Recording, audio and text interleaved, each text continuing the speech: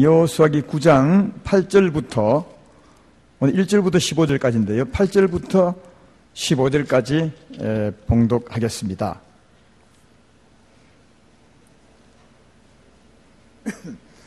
여호수아서 9장 8절부터 제가 봉독합니다.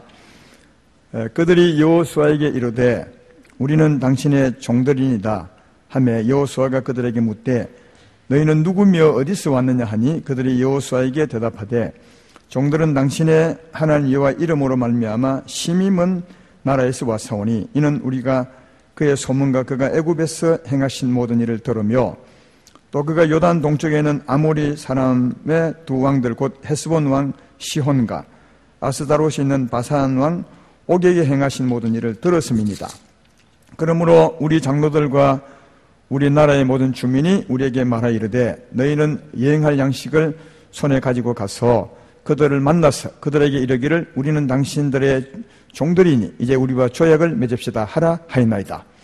우리의 이 떡은 우리가 당신들에게 오리고 떠나던 날에 우리들의 집에서 아직도 뜨거운 것을 양식으로 가지고 왔으나 보소서 이제 말라고 곰팡이가 났으며 또 우리가 포도주를 담은 이 가죽 부대도 새 것이었으나 찢어지게 되었으며 우리의 이 옷과 신도 여행이 매우 길었으므로 낡아졌나이다 한지라. 무리가 그들의 양식을 취하고는 어떻게 할지를 여호와께 묻지 아니하고 여호수아가 곧 그들과 화친하여 그들을 살리리라는 조약을 맺고 회중 족장들이 그들에게 맹세하였더라. 아멘. 오늘 전할 말씀의 제목은 이젠 무엇이든지 하나님께 묻고 하라, 이런 제목입니다. 3부 예배 말씀드릴 만큼 되면 이제는 하나님께 모든 걸 묻고 해야 안 되겠나 이런 생각이 들고, 그래서 우리에게 딱 맞는 그런 말씀이라 생각합니다. 잘 들으셔서 이제는 하나님께 묻고 행하시면 좋겠다, 이런 말씀으로 이 말씀을 드려보겠습니다. 이스라엘이 요단강을 건너고 그 다음 여리고성을 무너뜨리고 아이성을 무너뜨리고 그 다음 이제 가나안 땅에 있는 적들을 물리치려고 진격할 때 그때 가나안 땅에 7 족속들이 있었습니다. 오늘 본문 앞부분에 1절에 보면 아모리 족속, 헷 족속, 가나안 사람과 브리스, 히위 사람, 여부스 사람 이런 족속이 있었는데 그 7 족속들이 이제 여호수아와 이스라엘을 대항하려고 그들이 각오를 합니다. 그 우리 본문 앞에 보면요. 왜냐하면 이 이스라엘 백성들이 여리고와 아이성을 무너뜨릴 때 한 사람도 남기지 않고 전부 죽였습니다. 그래서 이런 소문을 들었기 때문에 다음은 우리 차례다. 우리가 힘을 합하여 대적하지 아니하면 우리도 여리고성 백성들처럼 전부 멸망하게 된다. 이렇게 해서 싸울 각오를 단단히 하는데 너무 두려워서 아마 그렇게 했겠죠. 그런데 그 족속 중에서 히위 족속이 있었습니다. 히위 족속 중에서도 기본 사람들이 꾀를 내었습니다. 우리가 이스라엘과 싸우면 망하게 될 텐데 또 여리고성 사람처럼 다 죽게 될 텐데 어찌하면 죽음을 면하고 살아날 수 있을까, 이런 이제 생각을 해서 꾀를 부리게 되는데 그 꾀가 오늘 본문 앞부분에 3절부터 6절까지 있습니다. 한번 읽어보겠습니다. 기본 주민들이 여호수아가 여리고와 아이에 행한 일을 듣고 꾀를 내어 사신의 모양을 꾸미되 헤어진 전대와 헤어지고 찢어져서 기운 가죽 포도주 부대를 나귀에 싣고 그 발에는 낡아서 기운 신을 신고 낡은 옷을 입고 다 마르고 곰팡이가 난 떡을 준비하고 그들이 길갈 진영으로 가서 여호수아에게 이르되 그와 이스라엘 사람들이 이르되 우리는 먼 나라에서 왔나이다. 이제 우리와 조약을 맺읍시다. 그렇게 했다는 겁니다. 화친 조약을 맺으러 갔으면 꾀를 내가지고요. 그러니까 히 족속은 하나님께서 멸해버리라고 한 가나안 땅의 7 족속 중에 한 족속입니다. 그러니까 다 멸망시켜야 되는데 이 사람들은 그 소문을 듣고 너무너무 두려워한 나머지 살려고 꾀를 부린 겁니다. 그래서 먼 나라에서 온 것처럼 꾸민 거죠. 자기들을 꾸몄습니다. 전대도 헤어지고 찢어진 가죽 푸대를 준비하고 그 다음 이제 떡도 곰팡이가 쓴 떡을 만들어 가지고 그렇게 이제 와서 여호수아에게 말하기를 우리는 많은 나라에서 왔습니다. 당신들의 소문을 듣고 우리와 하친을 맺어서 우리가 당신들의 종이 되기 원합니다. 그러니까 미리 겁먹고 왔으니 우리를 살려주시고 우리를 종으로 삼아 주십시오. 우리는 먼 나라에서 왔습니다. 그렇게 했습니다. 근데 아무리 봐도 좀 이상하고 그래서 여호수아가 너희 진짜 어디서 왔느냐? 누구냐? 그래 물었더니 그 뒤에 오늘 본문에서 설명한 겁니다. 우리는 그 사신들인데 화친조약을 맺으러 왔습니다. 우리 나라의 장로들과 우리 민족들이 말하기를 당신들이 행한 그 소문을 다 들었습니다. 애굽에 나올 때 애굽에서 바로를 벌한 일이며 또 요단강을 건너기 전에 두 왕을 멸한 일이며 다 듣고 너무너무 무섭고 두려워서 우리 장로님들과 우리 백성들이 우리를 사신으로 보냈습니다. 당신들이 종이 되기를 원하니 화친조약을 맺읍시다. 그렇게 이제 했던 내용이 오늘 이제 본문의 내용입니다. 이 말을 듣고 여호수아가 어떻게 했느냐? 거기 보면 14절을 보시면 알 수 있죠. 무리가 그들의 양식을 취하고는 어떻게 할지를 여호와께 묻지 않고 여호수아가 곧 그들과 화친하여 그들을 살리리라 하고 조약을 맺고 그들에게 맹세했다 그럽니다. 그 말을 다 듣고 하나님께 묻지 않고 그냥 이때는 덜컹이 맞습니까? 덜렁이 맞습니까? 덜렁 조약을 맺어버렸습니다. 요게 잘못되었다고 하나님께 묻지 않고 이 말을 쓰고 있습니다. 이 말은 다르게 말하면 하나님께 묻고 조약을 했어야 맞다 그것입니다. 여호수아가 왜 하나님께 묻지 않고 덜렁 조약을 맺었겠습니까? 그 사람들의 말을 딱 들어보니까 진짜 맞는 것 같거든요. 해가 온 그 모습도 먼 나라에서 온 것 같고 신도 깊고 가죽 부대도 터지고 꿈인 줄 모르고 말이죠. 깨를 부린 줄 모르고 보니까 그래 떡도 곰팡이가 서럽고 그러니까 여호수아가 아무리 살펴봐도 이 사람들이 맞는 것 같아요. 그래서 맞는 것 같으니까 그들과 함께 덜렁 조약을 맺고는 하는 말이 절대로 이 사람들을 죽이지 마라. 맹세해서 죽이지 말라 하고 그들을 이제 종으로 삼겠다고 화친 조약을 맺은 것을 볼 수가 있습니다. 여러분 이러면 안 된다는 겁니다. 왜냐하면 아까도 말했지만 이들은 요단강을 건너온 백성들입니다. 전에 우리 요단강 건넌 의미를 말씀했죠. 십자가 짊어지고 걷는 거 아니겠습니까? 우리 갈거니와 우리 옛 사람 예수와 함께 십자가에 못 박힌 것은 제 몸이라여 다시는 저에게 종로로 타지 아니하려 함이니 이는 죽은 자가 죄에서 벗어나 의롭다함을 얻었음이니라. 갈라디아서 2장 20절 말씀도 어떻게 말하죠? 내가 그리스도와 함께 십자가에 못 박혔나니 그런데 이제는 내가 산 것이 아니요 그리스도께서 사신 것이라. 이제 내가 육체 가운데 사는 것은 나를 사랑하사 자기를 버리신 그 아들을 믿는 믿음으로 사는 것이라. 이게 요단강 건너는 의미입니다. 우리가 요즘 세례받는 의미인 것처럼 그 말은 내가 산 것이 아니요 이제는 주님이 사는 것입니다. 내 삶의 주관은 하나님이십니다. 이 고백이거든요. 그렇다면 당연히 하나님께 물으셔야 되는 겁니다. 하나님, 이제는 내가 산 것이 아니라 주님이 살고 내 삶의 주관자가 하나님이시니까 하나님 이 일에 어찌하면 좋겠습니까? 내가 볼 때는 이들이 먼 나라에서 온 사람들 같은데 하나님 진짜 이렇게 물으셔야 된다는 거예요. 근데 묻지 않고 그들 생각에 맞는 것 같아서 덜렁 해버려요. 여러분 맞는 것 같은 것과 맞는 것은 천지 차이입니다. 우리 이런 부분에서 하나님을 섬기는 부분에 조심해야 됩니다. 우리가 볼 때는 맞는 것 같습니다. 그러나 맞는 것 같은 것과 하나님이 맞다는 것은 정말 차이가 나는 겁니다. 맞는 것 같은 대로 살면 안 됩니다. 하나님께서 말씀하신 대로 살아야 해요. 왜? 우리 삶의 주관자는 하나님이시니까. 잘 안 되지만 꼭 이렇게 사셔야 합니다. 그래야 하나님이 사는 백성이 되는 것입니다. 따라서 하나님의 인도하심을 따라 사시는 우리 모두가 되기를 주의 이름으로 축원합니다. 조금 전에 찬송도 성령의 인도함을 받는 백성이 되게 해달라고 찬송했지 않습니까? 찬송하지 않으신 분들은 손 안 들어봐요. 다 하시대요. 그러니까 이제는 진짜 내가 산 것이 아니요 예수님이 사신 겁니다. 요단을 건넜다면 또 예수 믿은 지 오래되었다면 오래되었을수록 이제는 내가 보기에 아무리 그럴듯해도 그때 하나님께 물으셔야 됩니다. 이게 맞느냐고. 그래서 행하는 습관을 기르셔야 주님과 동행하는 삶을 살게 되고 주님이 기뻐하는 삶을 살게 된다는 겁니다. 이것을 잘하는 사람이 신앙이 좋은 사람이에요. 볼 때는 진짜 하나님 뜻 같은데도 하나님께 묻고 하는 사람, 이 사람이 진짜 신앙이 좋은 사람입니다. 이렇게 살기는 참 힘들지만 그렇게 사는 사람이 들어 있습니다. 다윗 같은 경우가 그런 분 중에 한 분이죠. 다윗은 왕이 되기 전에 사울에게 얼마나 많이 쫓겨다닌지 모릅니다. 사울은 그때 왕이었고 군사 5,000명을 동원해서 다윗을 잡으러 다녔습니다. 수없이 쫓겨다녔죠. 다윗이 한 일은 사울을 위해서 싸워준 일밖에 없습니다. 왜? 다윗 사울의 군사였으니까요. 그는 목숨 걸고 사울을 위해서 싸우는데 그에게 돌아온 것은 쫓기는 신세가 된 겁니다.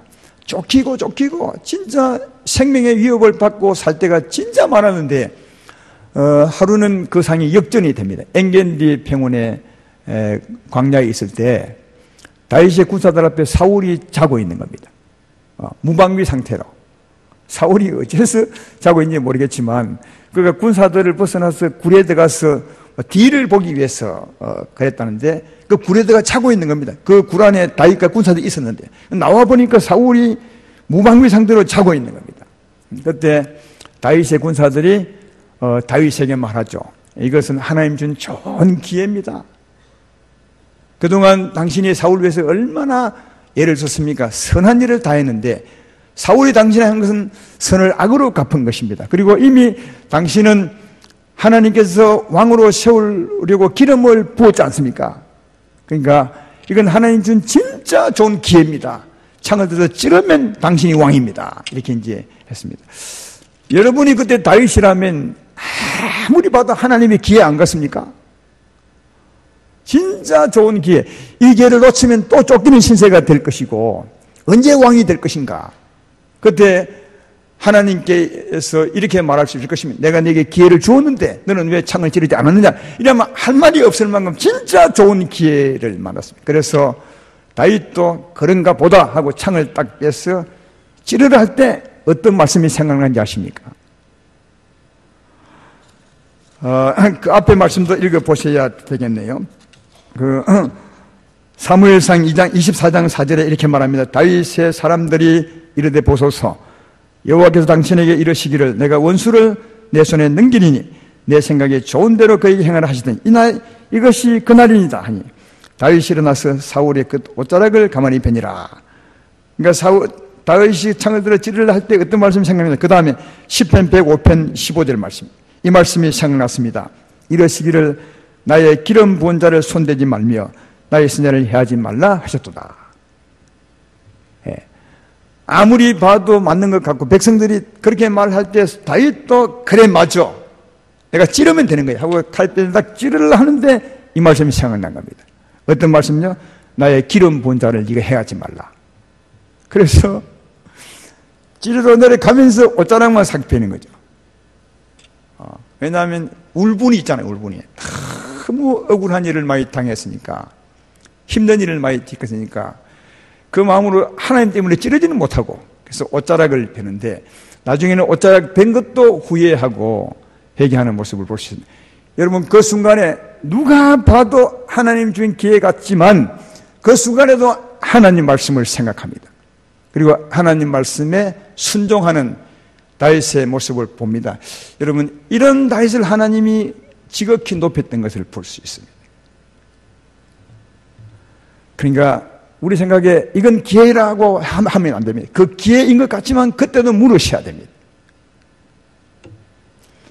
신약에서도 사도행전 16장에 바울이 이런 비슷한 일을 겪죠. 그가 아시아에 복음을 전하다가 귀신으로 말미암아 점치는 여자가 있었는데 여자가 귀찮게 하니까 예수 이름 권세로 명하노니 귀신아 나가.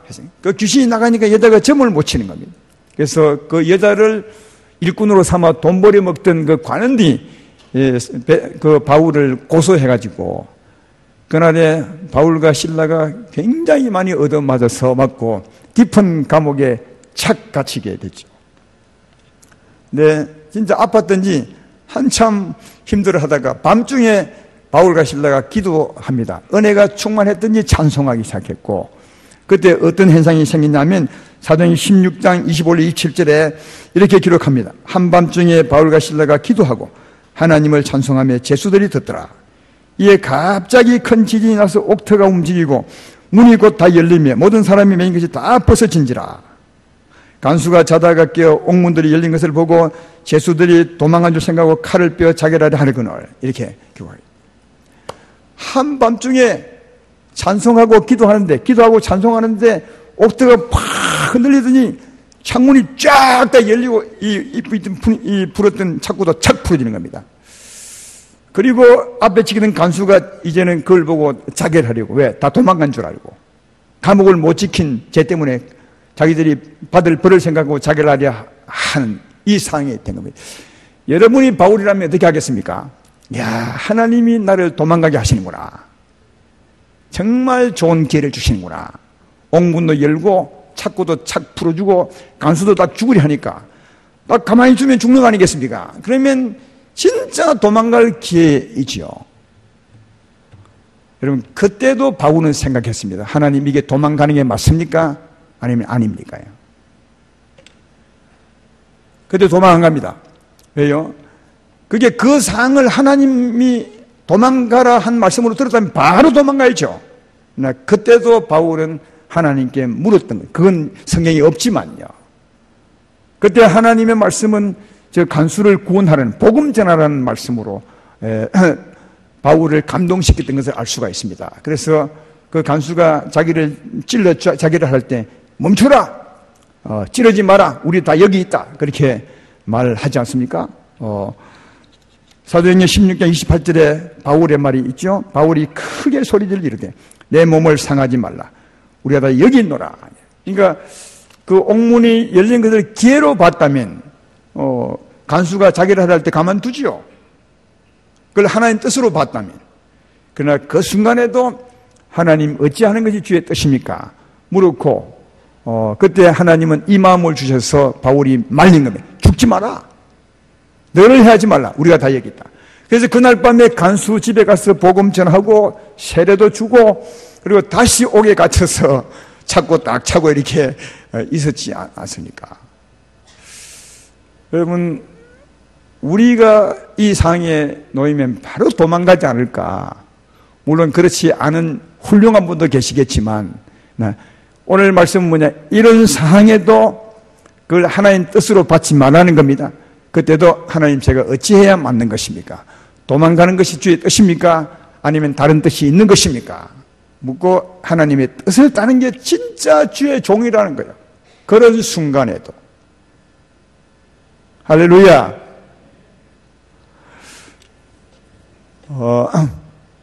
저는 이 말씀을 볼 때 조금은 부끄러웠습니다. 왜냐하면 이런 상황이면 바로 도망가죠. 물을 볼 어디 있겠어요. 그러나 진짜 이런 것을 크게 생각해야 된다 생각합니다. 왜냐하면 우리 삶의 주관자가 하나님이십니다. 그러나 참 갈등은 많이 있을 것 같아요. 어떤 갈등이냐? 이 문을 열어줬으니까 도망가면 참 자유의 몸이 되고 얘는 갇힘에서 풀어지게 된다. 근데 이런 가운데서도 도망 안 가면, 야, 이게 계속 잡혀있으면 언제 우리가 풀려나올 수 있어? 빨리 가는 게 좋지 않을까? 복음 위해서 그렇게 생각할 수 있지만, 그러나 바울은 그 상황에서도 자기 삶의 주관자가 하나님이심을 확실히 알았던 것 같아요. 내가 갇혀있으나 풀려있으나 내 삶의 주관자는 하나님이시다.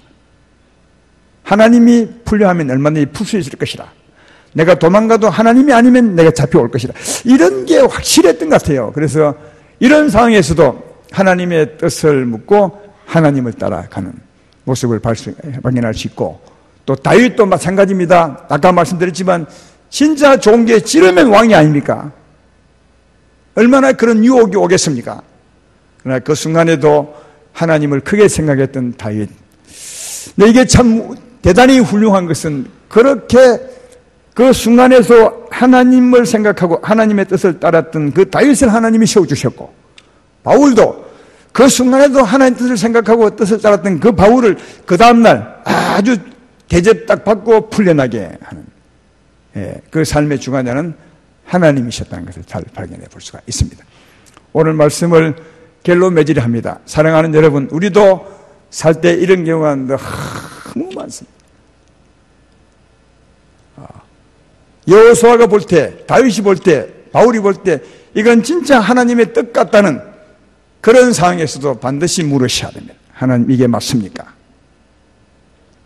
그런데 하나님이 여러분에게 그 뜻을 알려줄 것입니다. 우리로 소원함을 두고 행하신 하나님께서 소원함을 두시고 우리 인도할 줄로 믿습니다.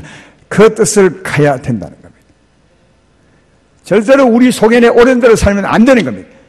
가장 큰 유혹이 우리 속에 옳은 대로 살면, 우리 생각에 이러면 되겠어, 도망가면 돼, 이런 생각인데 그건 주의 뜻이 아니라는 겁니다. 그 순간에도 주께 무릎 꿇고 하나님께 물을 때 샛별같이 떠오르는 주의 말씀이 있습니다.